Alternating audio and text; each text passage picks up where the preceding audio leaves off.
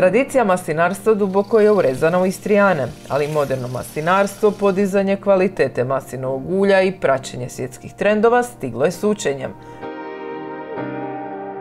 Na tom su putu razvoja od nekad malih do danas velikih maslinara veliku važnost odigrale radionice i tečajevi koji su organizirali županija i razne udruge. S godinama sve veću popularnost ima i edukacija rezidbe maslina koju u sklopu projekta Slow Food organizira Vodnjanska udruga Istarsko u suradnji s lokalnim agronomima. Počeli smo tamo oko 2015. negdje i to su bili po 2 tečaja recimo godišnje i raste i broj ljudi koji dolaze na tečaj rezidbe i raste i mjesta od kuda dolaze. Na početku smo bili onako više definirani za Istru, a sada jako puno ljudi iz Dalmacije dolaze, iz Slovenije.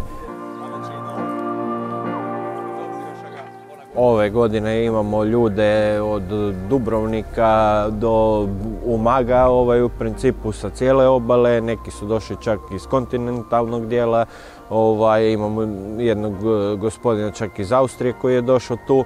Tako da evo, razviko se tečaj, ljudi stvarno imamo svake godine pohvale za organizaciju tečaja, za način vođenja, u principu za sve. Tu i tamo se uvijek nađe neki minus, ali na tome se poradi i idemo uvijek ispravljati neke greškice koje se dešavaju. Iako su maslinari koji imaju veće nasade već krenuli u rezidbu, vlasnicima manjih maslinika rezidba se još uvijek ne preporuča.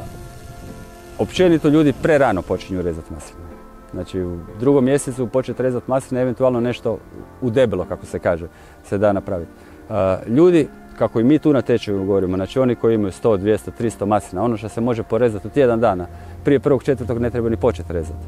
Do onda se mogu odraditi i zaštite i sređivanje samo toga. Kad se vidi to žešće kolanje sokova koje se nalazi unutra, vidi se i samo zdravstveno stanje te masline.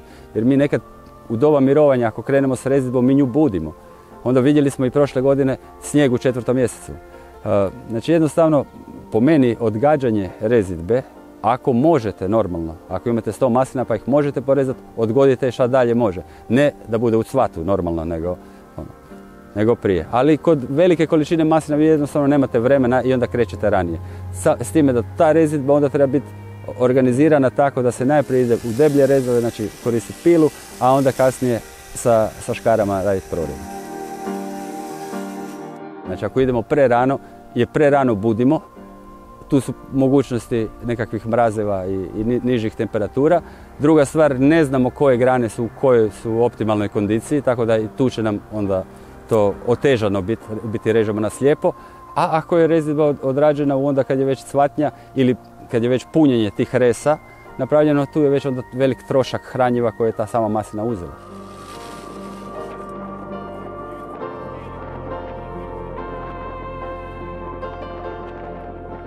Dobro rezana maslina znači da je balans između drvne i lisne mase uvijek u smjeru lisne mase.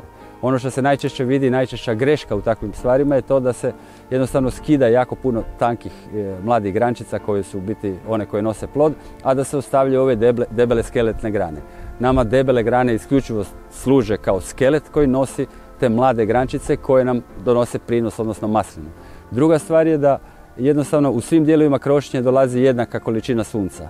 Samim tim nam se izbalansira i zrioba, lakši utjecaj i sa štetnicima, štetočinjama općenito, znači i bolesti i štetnici.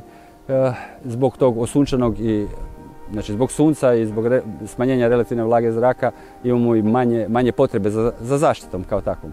A sinkronizirana zrioba je temelj kvalitetnog i ovog vrhunskog ulja koje mi u Istri radimo. Polaznici većinom imaju iskustva u rezidbi, ali na edukacije dolaze kako bi svoje znanje nadogradili i proširili. A neko predznanje prije koje imaš je u pravilu tek sad na tečaju shvatiš da je bilo zbrčkano. Zato jer kad predavač je tako dobro posložio da jednostavno kad kreneš od baze, riješiš bazu i kad vizualno ti legne da kostur masline zamisliš i skužiš koji su ti dijelovi na koje moraš obratiti pažnju, tada je jednostavno. Znači od malih ulika gdje smo krenuli učiti do srednjih i sad najstarijih u pravilu samo se preslikava model koji ćeš primijeniti kasnije na svoj maslinik. Tako da kad ti neko tako predoči rezidbu, onda je puno jednostavnije nego slušati sa 5 strana razne savjete. Imam 100 maslina svojih i to je razlog zašto sam uopće i došao i prijavio se na ovaj tečaj rezidbe maslina. Znanje prije samog dolaska je bilo onako dosta slabo, ali međutim nakon završetka ovog tečaja ono što nije bilo jasno sad je puno jasnije i dobili smo nekakve smjernice u kom smjeru treba oblikovati te masline. Znači da bi ona imala i roda, a opet da bi imala i pravi oblik i zadovoljila sve što treba zadovoljiti. Među polaznicima puno je hobista, ali i maslinara iz drugih dijelova Hrvatske. Dolazim iz Dola na Hvaru, bavim se maslinarstvom i došao sam u Vodnjan na tečaj rezidbe maslina vezano za polikoničnu vazu zbog toga što taj uzgojni oblik kod nas nije toliko zastupljen i volim se educirati i naučiti neke nove stvari koje će mi sigurno koristiti u daljem mom razvoju u maslinarstvu. Smatram da je polikonična vaza kao i ostali oblici sigurno prihvatljiva i kod određenih sorti i pozicija jako dobra i treba biti otvoren za nova znanja, nova iskustva. Radionica je jako dobra, skupio se veliki broj ljudi što pokazuje da interesa ima dosta, da se ljudi žele educirati, da žele ići naprijed sa maslinarstvom. Polikonična vaza kao uzgojni oblik mislim da je za ovo podneblje gdje ima malo više vlage, možda bolesti polnovog oka i tako dalje, jako zgodna. Olakšava rezidbu, brža je rezidba, urodi su konstantni, manje je bolesti, tako da smatram da je dosta dobra i da bi je trebalo potencirati i šta više ljudi naučiti o njoj pa onda se prilagodi svojim uvjetima uzgoja da li im odgovara ili ne. Ja sam došao s Cresa. Na Cresu to režemo na jedan tradicionalni način kao što su nas naši stariji naučili. Neko vrijeme obrađujemo između 800 i 1100 maslina. Mislim da je stalna edukacija jako bitna jer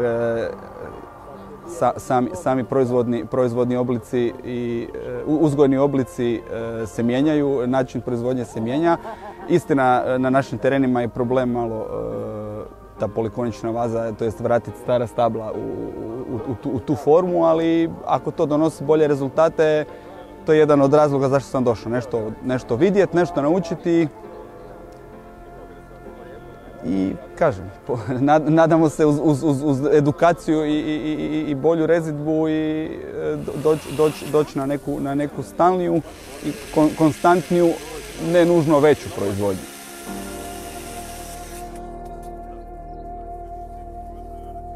Situacija na Hvaru u Dalmaciji vezana za maslinarstvo, mislim da smo na jako dobrom putu. Dosta se radi na kvaliteti ulja, pogotovo u zadnje 2 godine je tendencija da se rade stvarno vrhunska ulja, da se ide na manifestacije vanka, na primjer u njoj gdje smo prošle godine postigli jako dobre rezultate, ove godine se opet skupila ekipa, dobar broj, veliki broj uzoraka će ići za New York iz Dalmacije, tako da jako pozitivna jedna atmosfera u maslinarstvu. Podižu se novi nasadi, čiste se stari i idemo naprijed svakako definitivno. Sve manje i manje ljudi drži masline u moru do prerade, tako da i podižemo kvalitet ulja, dalmatinskog ulja ako ćemo to tako nazvati i ja sam s tim zadovoljan. Još uvijek sa starima imaš nekakvu diskusiju zašto ranija berba, zašto, kako, kvaliteta, joj pa zeleno, pa prezeleno, pa kada krenuti, tako da, ali mislim da je to neminovno i na starima, i stare slušat, ali educirat mlade, na mladi način. I opet kažem, Cres je tu blizu, Istra je preblizu da ne bimo došli nešto naučiti. Na kraju edukacije polaznici većinom dijele pozitivna iskustva. Zajedno sa svojim sugestijama i sami rade na njezinom poboljšanju i usavršavanju.